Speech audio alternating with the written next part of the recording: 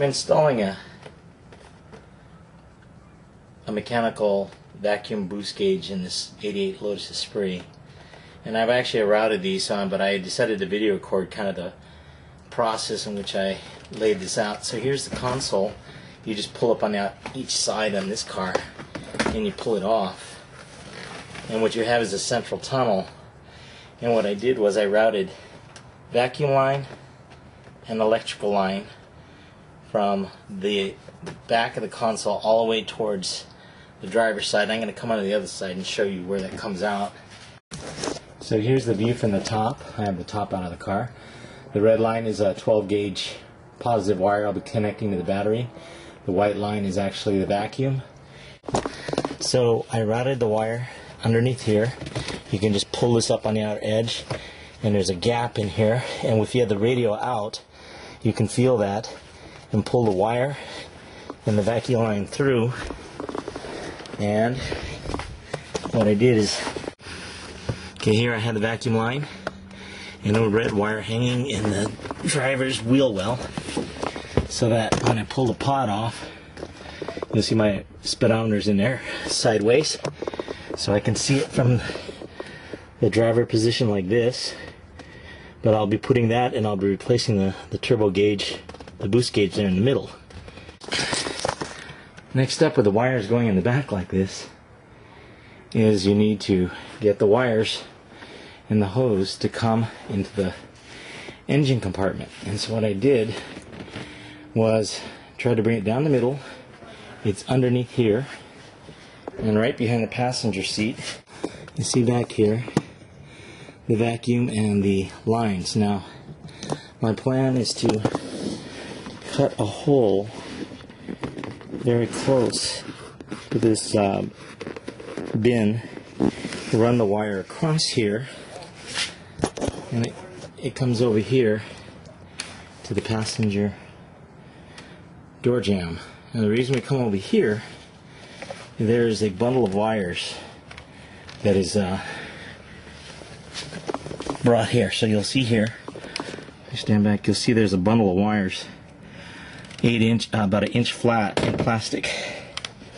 I got this tip from Sanj that said to put a empty Bic pen and shove that through, and that will go to the other side.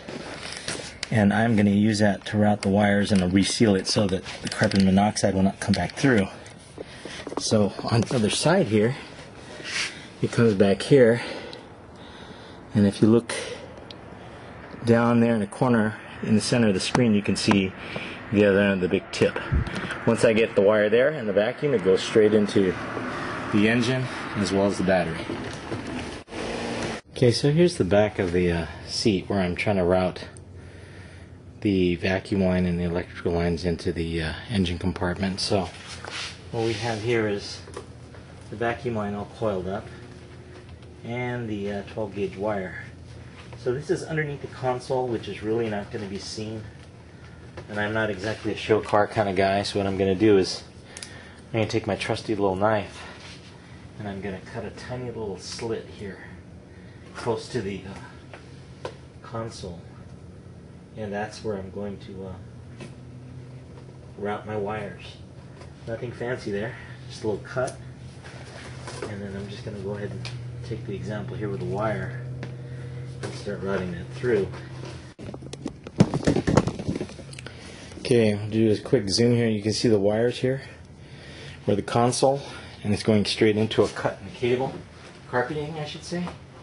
So I'm just going to tuck this underneath. I may push it in a little more, but for right now that's fine. So that's how it's going to look. Once the seat's back, you won't see that wiring there. And again, like I said, I'll try to tuck it through. I know I haven't figured out how to remove the parcel thing here. Okay, so these are the two lines, vacuum and the 12 gauge wire. This is the passenger side door latch. So you see here where this is the little ball pen, this black portion here is actually a wire bundle. It may not be that obvious, so you can see part of the body. This is the wire bundle that goes into the firewall, and this tube actually goes in there now. So I breached the seal to the engine the passenger compartment with the engine, so I'll have to seal this later so I won't get carbon monoxide. But what I'm going to use this for is I'm going to route the wire first through it, through the little tube,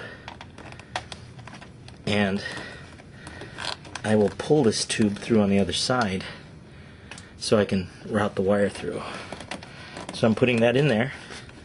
You see that there, and you can see there the red tube, the white tube. That's the pen. So I'm going to pull that pen through to bring the wire out, but I won't be able to film it. So I'll just show you that there, and I'll show you after I pulled it out. This is actually the rear firewall, trying to hold the light above the pen. So what you can see here is that's the seat belt retractor cover here on the left that's shining, and the red paint you see there's a bracket, and then the white pen, the big pen, is where the red wire is. So I'm going to go ahead and try to pull that through. So what we're going to do is push the pen through, which has the wire as well. So you see that there. Let's see. You see the pen there.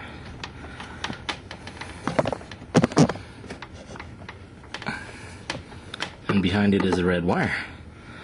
So that's how you route it through, and I pull the pen back out. I can reach it. Now I have my wire. Okay, we're going to repeat the same for the vacuum line. Okay, so I did the same thing for the white line, but I've actually pulled it here. It's been coming through, but I will pull this pen out.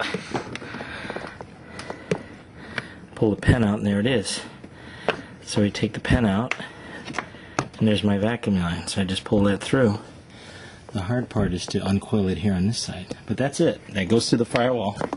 So it's all the way coming from the dashboard out to here. Okay, one thing I did was unloop the vacuum hose. I'm going to unloop it and then pull it through and keep it as straight as possible without kinking it. I think this is the only way to get it through without really damaging it. Okay, this is the other side now. I've got all the wire that I can pull through and the vacuum, and I will make the appropriate connections here on the inside.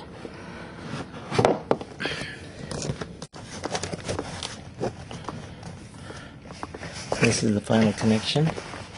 As I said earlier, this is coming underneath the console parcel shelf here, coming along the back of this carpet, underneath. And underneath, we have two cables coming out and coming into this opening where you'll see is a large black wire harness going in there. Now I will have to reseal this with some kind of silicone or something to make sure there's no carbon monoxide that comes through. I think I'm going to go ahead and cut a notch into this plastic so that, cut a notch here in this plastic so that the hoses can go in a little more cleanly. That's it. That's it on the interior portion of it. Okay, this is going to rock a little bit because the tripod and the camera are inside the car. What I'm going to do is I'm going to connect this out here eventually to the battery. It's a few inches short, so rather than extend it, I'm going to pull some from the front because it's a little long up there. And likewise with this here, this is going to be routed here. Okay. So I mentioned before, I routed these wires in here, but the key point is you have to seal it, and so I'm going to use the silicone seal. And this is very important because you're blocking the compartment, the passenger compartment, from potentially harmful carbon monoxide that may come from the engine compartment. So what I'm doing is I'm putting silicone all around the opening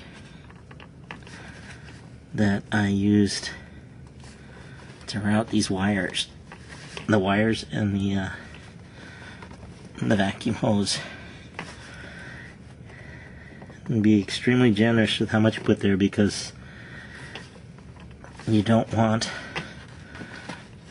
carbon monoxide leak to get to you when you're going on a long drive. So what I did here is I put it all in there. You can see it. And what I'm going to do is I'm going to go ahead and squish it down. It's going to dry overnight. And that's it. We'll close that up for these purposes now. And we're back to where we were. This is an 88 Lotus Esprit. And I'm going to remove that dash pod there.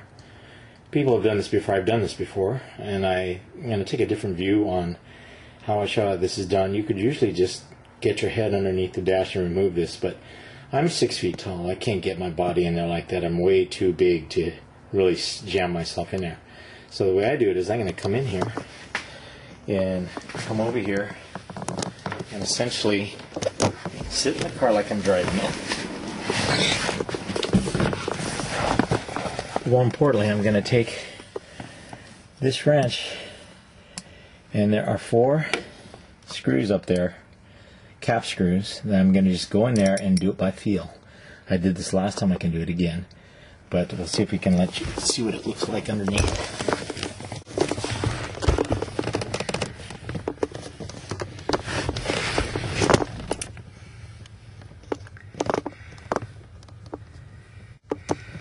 I'm not sure if I can't see it here with the monitor, but there are 2 cap screws, but I'll show you where they are. And you just simply, you're going to come over like this and just reach underneath and do all the work from here, sight unseen. That way you can do it while you're still sitting in the car and not breaking your back going underneath. Alright, let's go ahead and remove this. Okay, I'm putting my speedometer back on, and there's this rubber gasket that actually has some kind of ridge on it. So it goes on a certain way. I haven't figured it out yet, but I'm not going to record it, but just to let you know, you have to put it back on so that the ridge fits on correctly. So I'll do this off camera since it'll take me a while to figure it out. Okay, I think I put this back on right. Just making sure it's consistent all the way around. It's going to get squeezed up against the dash anyway. So anyway, I had this repaired. Now I got all the mileage on it, and my odometer works, and I'm going to go ahead and slip this in. Now here's something that's interesting. I was going to do this change, but I decided against it. Here's the mod. So the speedometer goes in like this. Obviously straight up, straight lined up here. Let's see if we can get a close up of this. Because I'm tall in this car, this upper half of the speedometer is actually obscured. And I was thinking of doing this, which allows me to see the dials better, but it looks crazy. So I elected to put it back straight, even though I think it's more functional that way. It just doesn't look right. So straighten that back out. So starting from the beginning, when you take the speedometer and put it in here, you put it in halfway, and at this point you want to put the bulbs into the speedometer. And the reason you do that is the bottom one will not clear once the light is the gauge is in place. So that's a very interesting thing to know. Alright, now we're going to get to the more interesting one, at least in my mind. There's a turbo gauge in the middle here, and this one may require a wrench, but I'm going to try to pull the lights out first. The problem here is that, you know what's interesting? If I'm going to do the turbo gauge, it looks like I'm better off leaving the speedometer out, because I would have access. So, okay, apparently the VDO bracket on the turbo gauge uses the 7mm nut. So I'm going to go ahead and use that one. Okay, so I removed it using this, get more torque on that. Removing the bracket. Now the only one left is this sender wire. It's a sender wire or it's a, oh, it's a light. Okay, twist it, I'm done. Now notice on this is an older VDO gauge. This light bulb, unlike the newer one, is a twist fit. It's like a socket. It's a diamond shape. You put it in and you twist it and it's in there. To get rid of it, you just turn it and that's it. So, this is the old Lotus boost gauge. And I just realized I am now going to a larger one, and there's actually a fitting here. And I will have to splice the wires. That's nice. I wasn't expecting to have to do that. Okay, so let me show you what's going on. Here's my turbo illumination wires right here. This is actually the sender unit. I got this mixed up. These two wires have to be put on the new turbo gauge. So here's a new gauge. Not just a new turbo gauge, it's a mechanical one, but more importantly, not only is it mechanical, it also is a vacuum gauge. So I can see my mat have all these functions in one gauge: vacuum and turbo or boost. The back, this is a newer one, so this will be using a hose, and this is the new light, which is different. By the way you get this light off is you just hold it and push out. This one has a green condom on the bulb. The package comes with it not installed, but it also comes with a red one. So depending on which car you got, you put the condom on and you put this back in, you just snap it in.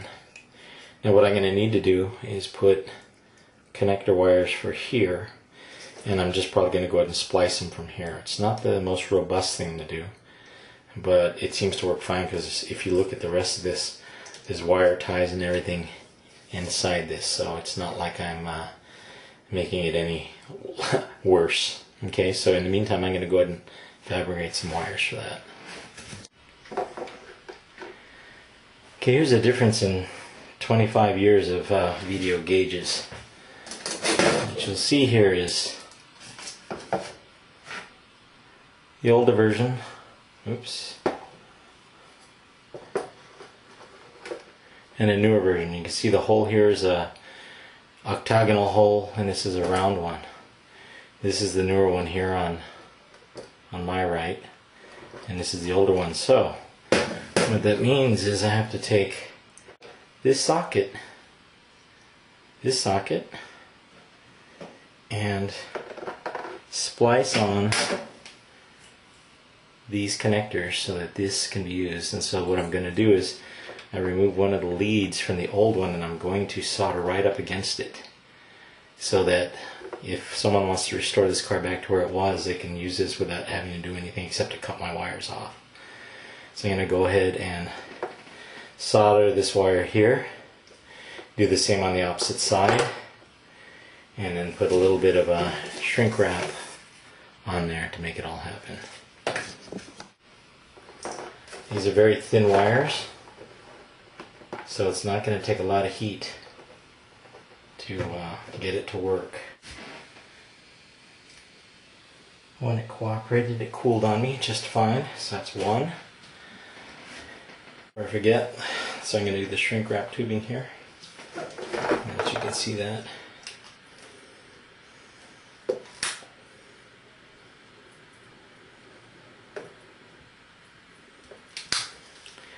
Okay, that's shrink. I just want to double check that this is far enough to still work, even though it has to be attached to this bulb. I want to make sure I get the polarity. I don't know if there's a polarity on these bulbs, so I want to put it back exactly where it was. There it is. Okay, one down, one to go. Should be cold now. There it is. So it's all socketed back up. The socket's here, but now have two connectors. So what I will do, one thing here before I finish, before I forget, I'm going to remove this bulb because it's just going to be on in the thing, and I'll pull that out, and I will now plug in these. I don't believe there's a polarity here, and if there is, then I can just simply swap the bulb in the position. So there it is. That is a new connection. This connection won't be used because the turbo gauge has its own connector. In the VDO kit comes this compression fittings. So these will go on here in the car with the white hose. The bulb will obviously go in here. So what I'm going to do is I'm going to go ahead and wire this up. And I'm a little concerned about maybe I should leave it loose so I can get the hose on here. We'll see how that works. But let's go ahead and pop it in for right now. Okay. So here's the dashboard. Remember, I removed the speedometer so it was easier to get to. So I'm going to drop this in here like that. And just so we can see what it looks like, we'll drop this in here as well. I think the issue I'm going to find now is I realize I will have to bolt this in, because once I bolt this in, then I have to put this in. So I'll have to find a way to make sure I thread the hose in that side. Alright. Okay, so what I found with this is I have to take it back out. I need to put the light back in because it'll be too tight. More importantly, the bezels are a different thickness. So I need the rubber gasket here on the older turbo gauge, boost gauge, and put it on the new turbo gauge. I decided on a different approach. Instead of putting the gasket from this one, a little rubber gasket here, I'm going to use some fat rubber bands that are going to approximate that because I need the depth anyway. So I'll be using these instead. Pull the boost gauge out again because what I need to do is put this threading. So this is the adapter that goes down to a smaller one. So this will be the adapter from the large one. I'm just going to hand tighten it and make sure it's all nice and sealed. Now the part where it gets a little tricky is to put this ferrule. That's this little tiny one here. Now I'm going to put it inside here, ready to be compressed. But I'm only going to put it in here so that when I put it here, it's already aimed. So if you look through here, you see that I'll be able to put my plastic hose in there and tighten it up. But I'm just putting it now because it'll be hard to maneuver that in there once I get it inside the dash. So now I'm going to put it back in and reassemble everything, putting the light back in, the gauge back in, the back bracket, everything but the hose. Then I put the speedometer back in.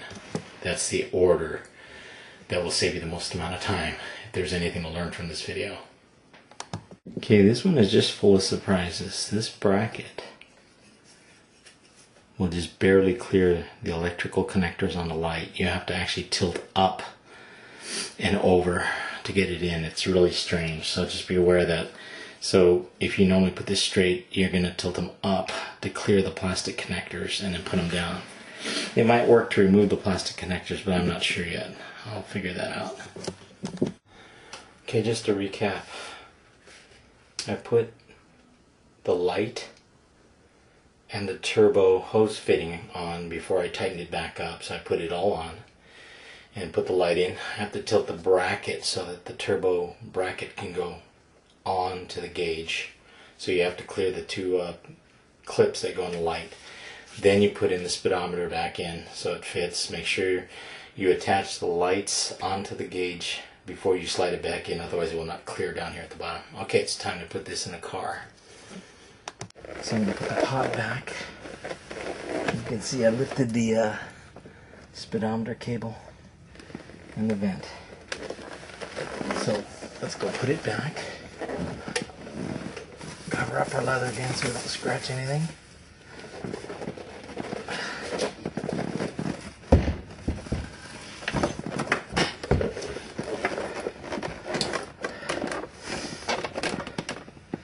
Okay, I got it resting on the steering column. Now I'm going to try to stick it in the ferrule on the back. Okay, I actually have it in there now. I could feel it went in. Now the hard part is to get a wrench in there and make sure I still hold it. So I'm resting the pod now. I've got it in there, and I'm reaching around with my other hand to hold the hose in place. Now, I've got the 3/8 wrench, and I'm going to have to tighten this thing as much as I can. Okay, I am now tightening it. By the way, this is all done blind. So this is a pain in the butt. I will guarantee that. I don't think I have to tighten this that tight, but I'm going to anyway because I don't want it to come out, or leak for that matter. Looks like I actually have it in here 100%. It's tight. I can't even pull the hose out anymore. So I'm going to tighten it up a little more. Remember, I disconnected everything, so I have to hook up the 3 jacks and the speedometer. Now, in the case of this one here, I think I will do the jacks first because the speedometer cable is the shorter one. So, let's go ahead and do this and see if I can do this without damaging the vacuum line.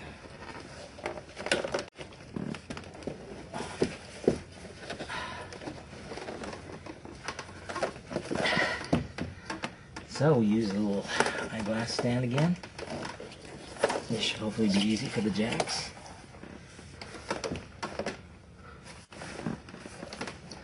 Jack number 1.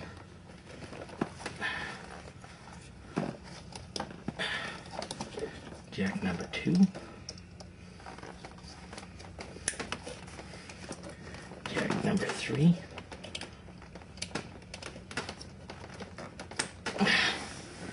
Now remember, we're almost there. Now I have to get the gauge pod up, move the harnesses back into their opening, their positions below, get the air duct in place. So I got the electrical jacks. Difficult. Okay, they're down below. Now, unfortunately, my speedometer is caught up in all that.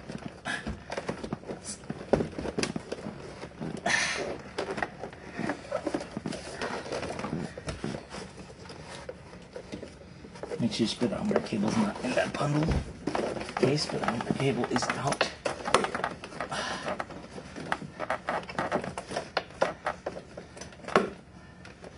Vacuum line is still intact.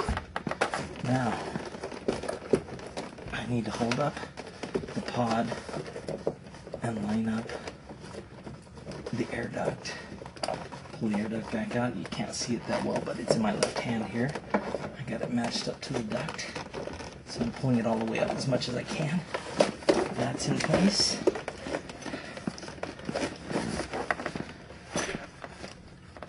The last remaining connection. Speedometer cable okay, just have to pull it up higher. I got it straight. It's now tightened. My vacuum line is still intact. Sliding it back down. Now I have to put the 4 screws in place. Now if you see here, there's the new turbo gauge. My recently fixed speedometer. Now before I tighten them up, let's check to see if the lights work. Alright, I'm going to turn on the parking lights to see if everything lights up. Wow. After all that, even the lights work. know if you can see that. Okay, I think you can. This is the new turbo here. Everything else is lit up. Flashers work.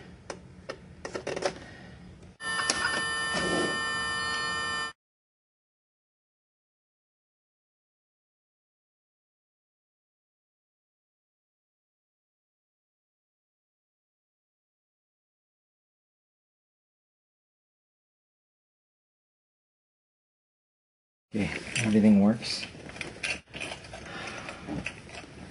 So I'm going to go ahead and start tightening up. One thing I am not doing yet, because it's late, it's almost 1 o'clock and I have to get to work tomorrow. While the turbo gauge is connected here, I have not made the final connection to the engine. So that'll take a little bit too long. I'll do that tomorrow night. But at least the dash pod is ready to go back in. Alright, until tomorrow. Okay, this is the final step for me for connecting the turbo vacuum gauge on this 88 Esprit. So this is actually the passenger side of the compartment. Right side if you're sitting in the driver's seat, for those in the UK. And I'm removing this, I call it a sail panel. I have no idea what its real term is, but it's the cover that's held on by like 10 screws. I only have 2 of them because the rest of them rattled off somewhere. I haven't had a chance to replace them. I think they're an unusual thread as well, so I got to get them from the UK or something like that. And so I'm removing the 2 screws, and there's kind of a particular way to remove this panel. It's not obvious to me, but I'll show you how you remove it. So I have the last screw here. Trying to grab it so it doesn't go falling somewhere in the engine that I'll regret. Okay, so the way you pull it here is you actually pull it from the front. So you pull it out a little bit and then you angle it. You tilt the front over here where my left hand is. You move that outward and just pull it straight out. If you pull it the way you think it would be pulled, at least to me, from the back, it doesn't make sense. It won't work. So here's the vacuum line for the turbo boost gauge I installed earlier. And I think I'm going to run an experiment. I may just leave this line here. I originally was going to use this rubber hose from O'Reilly because I thought it would rattle less. But since it's right next to a noisy engine, I don't think that's really an issue. So I'm going to run this cable over here to the left. And actually, for those of you who are not familiar with the bodywork here, this is where the gas cap is, and behind here, right about here, inside is the turbo gauge sending unit. And so what I'm going to do is I'm going to take the camera off and I'll show you what it looks like in there, and to get a feel for how the connection is made. We're going to go like this. This is the engine. You can see as it looks like here. We're going to go inside here, inside this panel, and I'm going to turn right. So back here, and we're going to have to do this all by feel. That is the VDO turbo sensor sending unit. Okay. Now in here, and I don't think you can see it very well, you'll see there's vacuum hoses. There's an aluminum block on the far end of this sensor. So if you look at this sensor and you see all those wires, it's not wires. You see that black, and that's a black hose with a white stripe. That's actually the vacuum hose that I want to tap into. What I'm going to do is I'm going to tap into that hose, and I'll have to do this all by hand, blind, because I can't really hold the camera and do this at the same time. I'm going to pull that white hose, white and black hose, and I'm going to attach it to a Y connector. And on the Y connector, I'll reattach it back to where it was, and then I'll also attach the turbo gauge. I'll show that here outside once I pull it back out. So I got this at O'Reilly's. It's just an assortment of connectors. It's actually cheaper to buy them in bulk, even though I won't need them all. But this is what I'll use to connect the hose fitting. So I'll do that outside here and make the final connection, since that's going to be harder to see. So here's the Y fitting I created. It's got about 6 inches in the front, 4 inches in the back. So what I'm going to do now is this portion will connect to that white hose you see in the background. This will hook up to the sensor, the sending unit. This part will go to the existing hose, the black and white hose that you saw in the video. So I'll go ahead and start hooking that up now.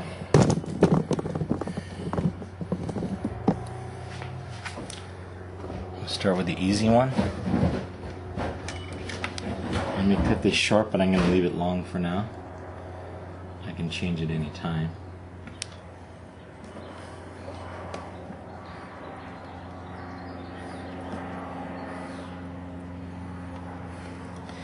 Okay, that's really all you have to do on that.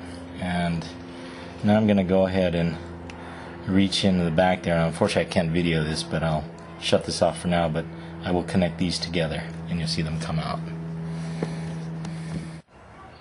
I changed to a larger Y fitting because the original hose is this big. Now these hoses are a little small, but I stretched it over on both sides. This one is the correct size for that white hose here you see in the background, so that's the reason I'm keeping that. And I'm going to see if I can get this one to fit onto the sensor as the old one did. And I found out the sensor is actually much closer than I'm realizing. I'll see if I can get a shot of that. I don't know if you can see this here. See if I can zoom. The vacuum connection is right under the cylinder in the back. So here's the final connection here. That's the original line. Here's the line that's going to go to my little white hard line. This was the one that's going to go to the sensor. So like I mentioned before, the sensor has a junction block where this is going to plug into. And the problem is this hose is a little on the small side, but we'll see if we can jam it in there, see how it works. This part you won't be able to see because I can't get the camera in there at the same time. I got all the connections except one, and it's this one. So this is the line that I'm going to hook up to here, this rubber hose, and this is the final connection. So just for grins, temporarily I'm just going to leave this coiled thing like this. I may leave it there indefinitely. I don't know if it's going to hurt anything, but I'm just going to push this through. It probably is going to go in about 1/2 inch to 1 inch. Probably deeper is better, but you don't want to collapse the line, and that actually should be plenty there. So I'm twisting it on. I got about 1/2 inch of a connection, and it's in there pretty good. It's not planning to come out, and that's it. I'm done. So this is coiled across here. I don't know what's the best way to put it because it's coiled and it's going to rub on some things, but it's hard plastic, so I'm less worried about that. So that's it. I'm putting that in. Just a reminder on how to put this back in. You want to see this corner here. You want to tuck this in first, and then just kind of push it by. Make sure the hose is under. You're going to tuck it past the air intake, and that's it. I'm recording the turbo gauge for the first time. And drive this. See how well it shows in the video. I don't have high hopes. It's getting dark now, but